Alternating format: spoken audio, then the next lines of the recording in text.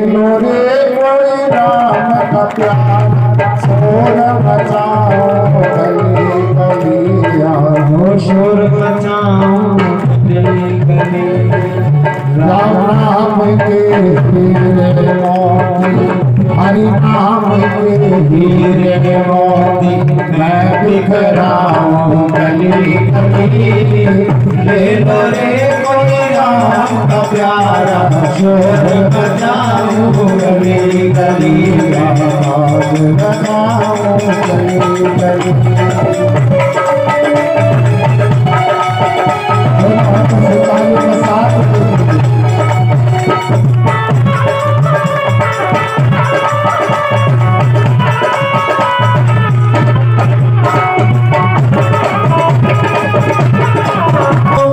एक दिन ऐसा आएगा माया के दीवानों सुन लो एक दिन ऐसा आएगा धनदौलत और माल खजाना यही बड़ा रह जाएगा धनदौलत और माल खजाना यही बड़ा रह जाएगा सोकर काया माटी होगी सोकर काया माटी की चर्चा होगी गली गली हे मेरे कोई राम शोर मचाओ गली गली आवाज लगाओ गली गली हो राम नाम के हीरे मोती हरि नाम के हीरे मोती मैं बिखराऊं गली ले लो रे कोई राम का प्यारा शोर मचाओ गली गली आवाज लगाओ प्रेम से भक्त और भगवान की जय हो महाराज आज सुखदेव जी महाराज से राजा परीक्षित ने प्रश्न किया गुरुदेव कल की कथा में आपने कहा था कि दो राक्षस दीति के गर्भ से जन्म लिया एक का नाम हिरण्याक्ष था और दूसरे का नाम हिरण्यकश्यप था तो आपने एक की कथा सुनाई दूसरे का क्या हुआ कल की कथा में आपने हिरण्याक्ष की कथा सुनी थी आज सुखदेव जी महाराज ने हिरण्यकश्यप की कथा सुनाई बोले महाराज एक बार की बात हिरण्यकश्यप की पत्नी थी महाराज जिसका नाम कयाधु और कयाधु महाराज दोनों पति पत्नी का समय बड़े आनंद से बीत रहा था लेकिन महाराज जैसे ही हिरण्यकश्यप को पता चला कि मेरे भाई हिरण्याक्ष को नारायण ने मार दिया तो महाराज वो हिरण्यकश्यप को नारायण का विरोधी बन गया शत्रु बन गया अब वो महाराज हिरण्यकश्यप वन में गया ब्रह्मा जी को प्रसन्न किया और वरदान में मांगा कि दिन में मरू न रात में मरू अंदर मरू न बाहर मरू नीचे मरू न ऊपर से मरू करती थी कि संत के सामने माता पिता के सामने कभी झूठ नहीं बोलना चाहिए इसलिए बाबा मेरा पति कोई भक्त भक्त नहीं वो तो लुटेरा है वो तो चोर है डाकू है गुंडा है संत ने कहा शायद उस व्यक्ति ने हमें गलत जगह भेज दिया अच्छा बेटा कोई बात नहीं तुम मौज कर मैं कहीं और रह लूंगा और वो संत जाने लगे महाराज उसी समय वो घटिका वो वेश्या दौड़ करके घर से बाहर निकली बाबा के चरणों में गिर करके रोने लगी बाबा मेरा कर्म इतना श्रेष्ठ तो नहीं कि मैं अपने हाथों से आपको भोजन करा सकूं लेकिन क्या अगर मैं आपको रूखा सूखा भोजन ला करके दे दूं तो क्या आप उसको ग्रहण नहीं कर सकते महाराज संतों ने सोचा अरे अच्छा के यहाँ तो रोज खाते लेकिन आज इसको अच्छा बनाना संत ने कहा बोले बेटा तुम चिंता मत करो आज का भोजन तुम्हारे ही घर का करेगा और महाराज अजामिल के घर के सामने 24 संत आसन लगा करके बैठ गए। गणिका अपने घर से सूखे रूखे भोजन ला करके संतों को दिया। संत टिक्कड़ बना करके भगवान को भोग लगाया, खुद ग्रहण करने लग गए। अब विश्राम कर रहे थे महाराज, और उसी समय वो अजामिल आया अपने घर के सामने। महाराज संतों को देखा, देखते महाराज वो भड़क गए, कौन हो और यहाँ क्या कर? उसी समय महाराज अंदर से वो गणिका वो वेश्या दौड़ करके आई और अजामिल से कहा, क्यों जी क्या बात है, काय कहा?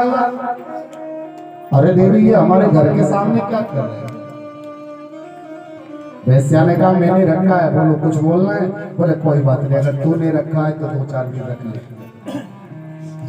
निकल लो। कहीं अगर वो अजामिल जग गया तो लेनी की देनी ना कर। संत ने सोचा कि सुन,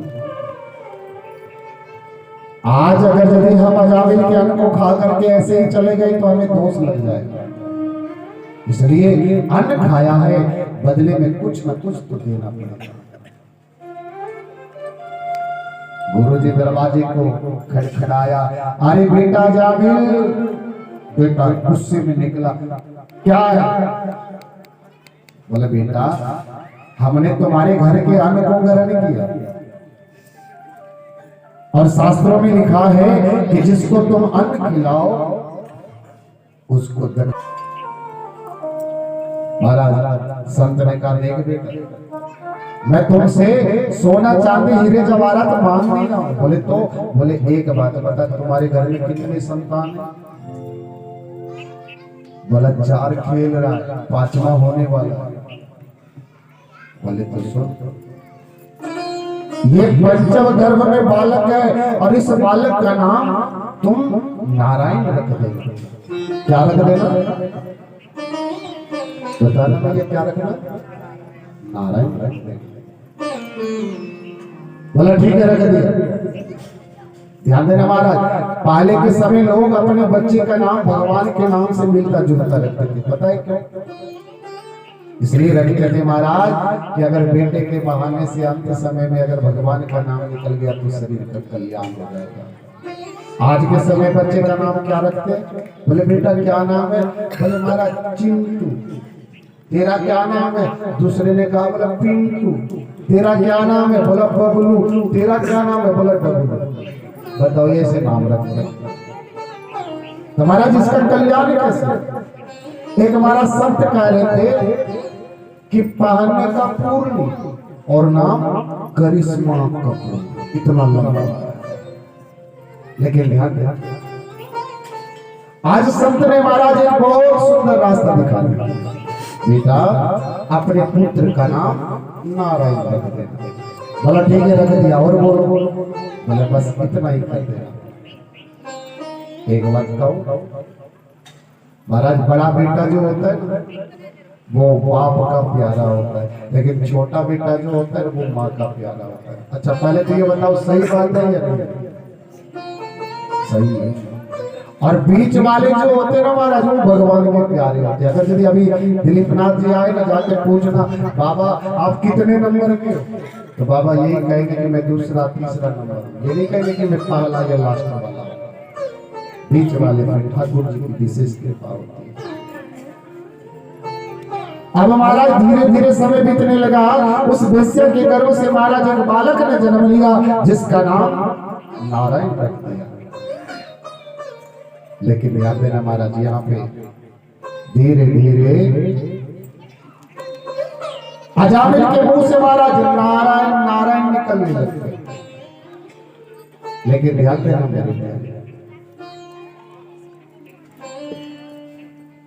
उठता है तो बेटा नारायण, सोता है तो बेटा नारायण, खाता है तो बेटा नारायण, कहीं जाता है तो बेटा नारायण, आता है तो बेटा नारायण। यानी दिन में नारायण नारायण का नाम निकलने लगा।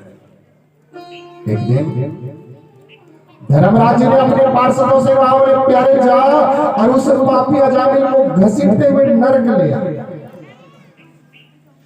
महाराज धर्मराज जी के 2 दिन के पार्षद अजामिल के पास आए और उसके शरीर से महाराज प्राण को हरण करने वाले थे। उसी समय महाराज अजामिल ने अपने बेटे नारायण को खेलता हुआ देख लिया और जैसे ही अजामिल ने महाराज नारायण को देखा, देखते ही महाराज अजामिल के मुंह से निकल गया, अरे बेटा नारायण। महाराज बेटा तो नहीं आया, लेकिन नारायण का महाराज दो दिव्य पार्षद आ गए। और एक बार इन भैयाओं के नाम से आप लोग जोरदार ताली बजा दीजिए। शायद मेरे नाम भैया अपने गांव में कथा हो रही है, लोग गांव के गांव का नहीं आ पा रहे और लोग जो वाली से रामगढ़िया से चल चल करके आ रहे हैं। ठाकुर जी आप लोग को इसी तरह लगाए।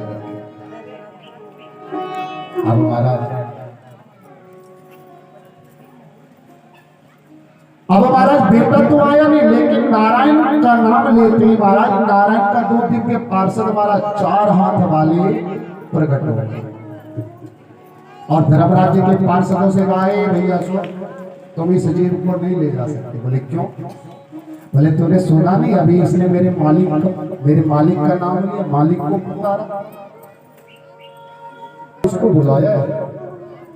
बोले सुन, इसका बेटा तो अभी 2 साल का है, लेकिन ये नाम आदि काल से चलते आ रहा है, ये नाम तो मेरे मालिक का। महाराज भगवान के दोनों दिव्य पार्षदों ने धर्मराज जी के पार्षदों को मार मार के महाराज वहां से भगा दिया। अब महाराज जैसे ही नरक गए, नरक जाते ही महाराज धर्मराज जी ने पूछा, उस पापी को लाए? धर्मराज जी के पार्षदों ने हाथ जोड़ दिया, प्रभु अभी हम उसके प्राण को हरण करने वाले थे, इतने में उसने नारायण का नाम लिया, पता नहीं कहां से 4 हाथ वाले आए और हमें तो मार मार के भगा दिया। धर्मराज जी ने अपने पार्षदों के सामने हाथ जोड़ा, अरे भैया तूने नारायण के पार्षदों का दर्शन किया? बोले हाँ महाराज, लेकिन ये नारायण है कौन? धर्मराज जी ने कहा, बोले सुनो, हम ध्यान लगाते हैं ना, तुम लोग पूछते हो कि हम ध्यान किसका लगाते हैं? अरे यही तो वो है जिसका हम ध्यान करते हैं। अब पार्षदों ने कहा, बोले प्रभु मान लो, अगर ये संसार वाले अपने बेटे का नाम नारायण रख दिया, केशव रख दिया, मधुसूदन रख दिया, तो ये तो सारे के सारे स्वर्ग चले जाएंगे, तो फिर नरक में लाएंगे किसे? तब धर्मराज जी ने कहा, बोले सुन कि वेदा प्रणिहितो धर्मो अधर्मास्तधिपर्यना वेदो नारायण